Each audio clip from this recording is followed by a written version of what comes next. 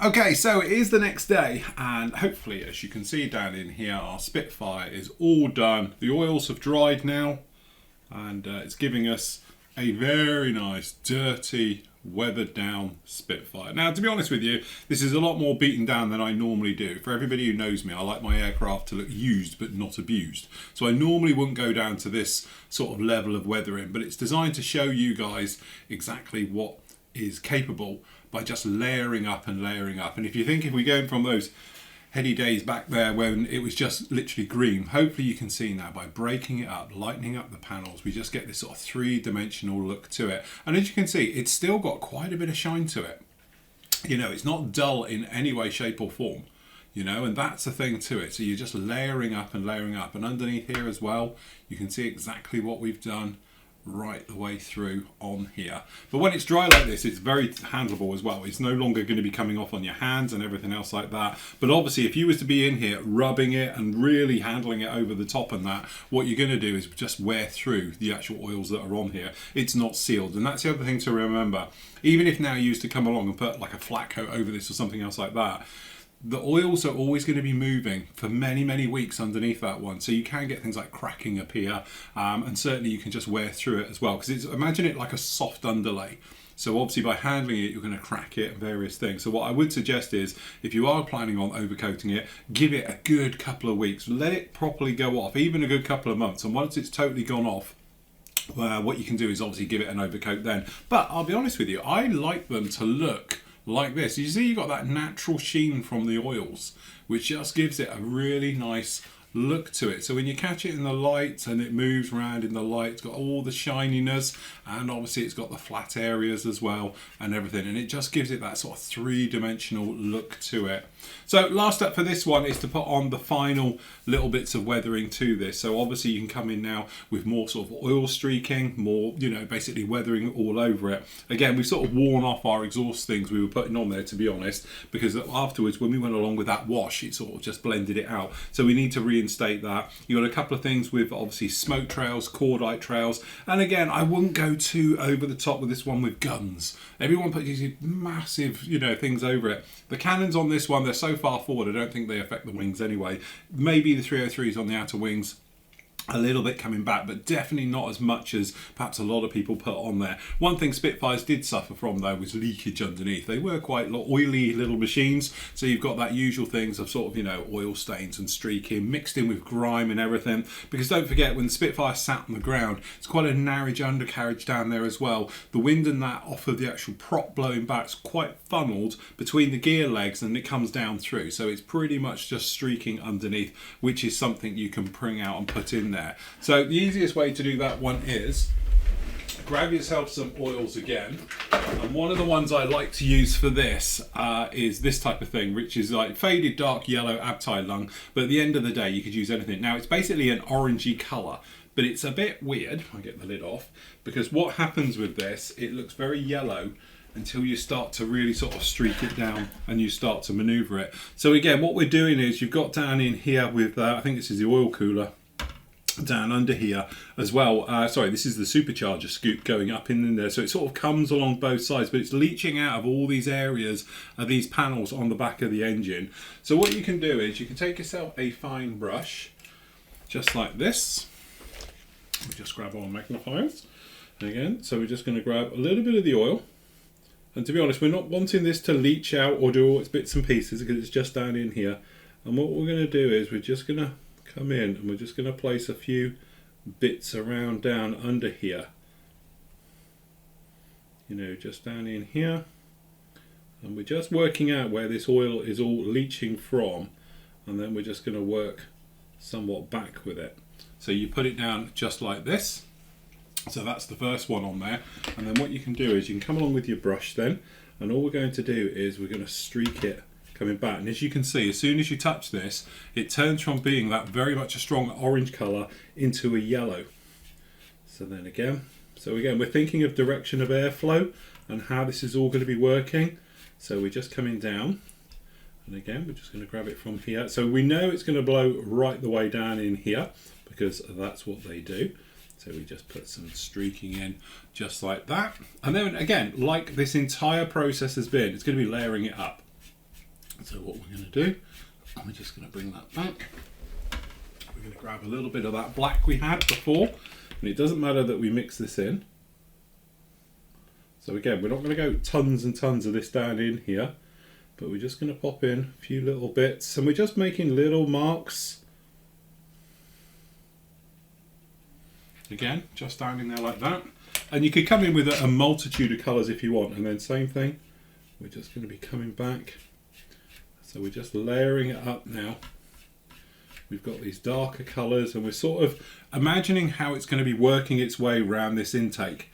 So you know the airflow is going to be pushing this around and coming down, and obviously you've got all the stuff, and we're just going to drag it somewhat backwards. So you've now got the mixtures of the colours all coming through and in. And then you just keep working at this, and the more you work it, the more you can pull it down. So you can just sort of give it a very nice look. And then once you get sort of going with it a little bit, you can grab yourself a bigger brush, and we can sort of just wipe it down in here to make this. And there we go, that's how we can make it. And again, if you wanted to make some darker type streaking into it, maybe just on the outsides, so like we did the post shading on the panel lines, we're just going to come around, go down the backs, just on there like that. And again, with these guns, exactly the same way. So remember how we did the post shading?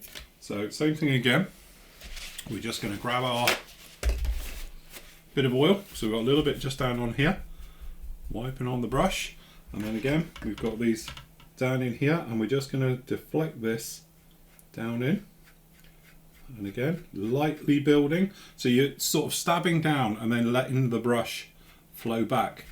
But again, you've got the actual port here for the empties to come out, so obviously you're going to get a little bit of everything going on there. So we're just putting in a little bit, and then the same in this guy.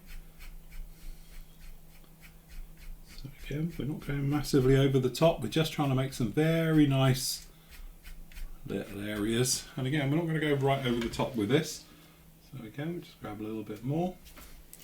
Over to here, just get rid of the initial strong bits, and then onto these two. And again, if it's coming out a little bit strong, just to start with, just come off of it a little bit.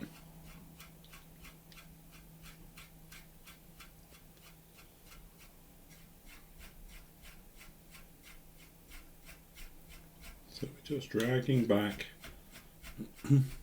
right the way across there to give those nice gun ports. And the same thing as well, we can just do a little bit just off of these hydraulic-y type areas, off of the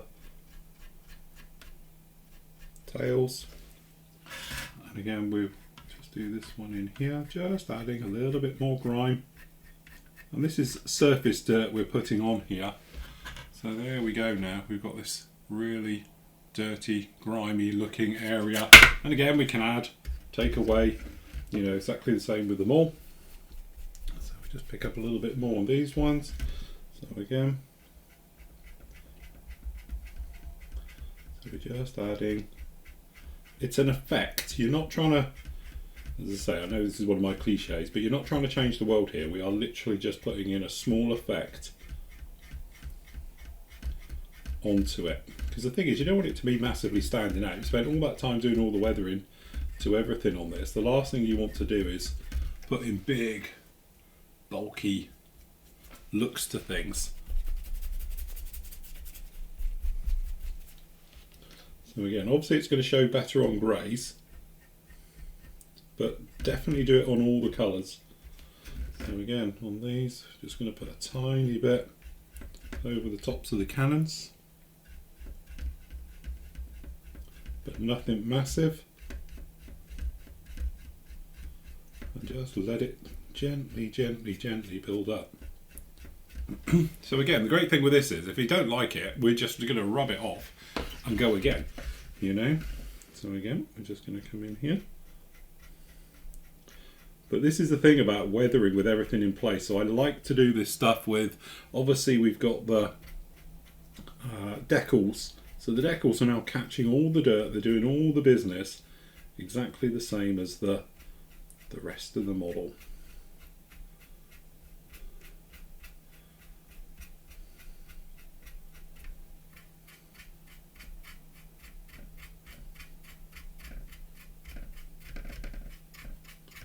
Just over those. And then what we're going to do is just going to reinstate those ones that we sort of lost somewhat when we did the oil wash, if you like, over the top of it. Just literally down over the guns. So again, it's this thing. We just need to come in here. And we're just going to, same thing. Just brushing in very lightly.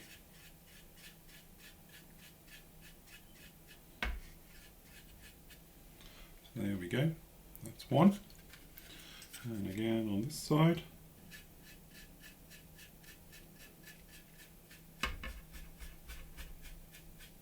So we've still got, to be honest, that's actually worked out better than I thought. We've still got that nice look of the grey in there, which we've just sort of overcoated as well, just to bring it all in there, down in there. So actually very, very happy. So there we go. That's our guns done now, our exhaust stains, everything to it.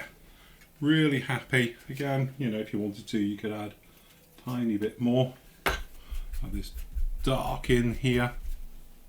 So maybe we're just going to put a little bit of black. And again, it's artistic. So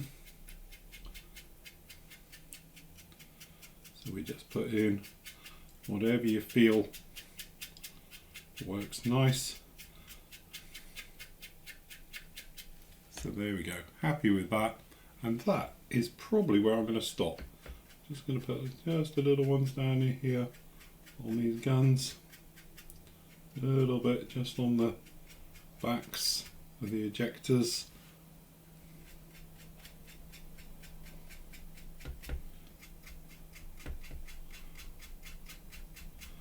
There again. The other thing as well, don't focus too much on what you're doing. So what can happen is you can be banging this down thinking, oh, I need to do loads and loads. And actually you don't. You want to keep it nice and subtle. So there we have it. There is our underside all done and weathered. That's our top side all done and weathered.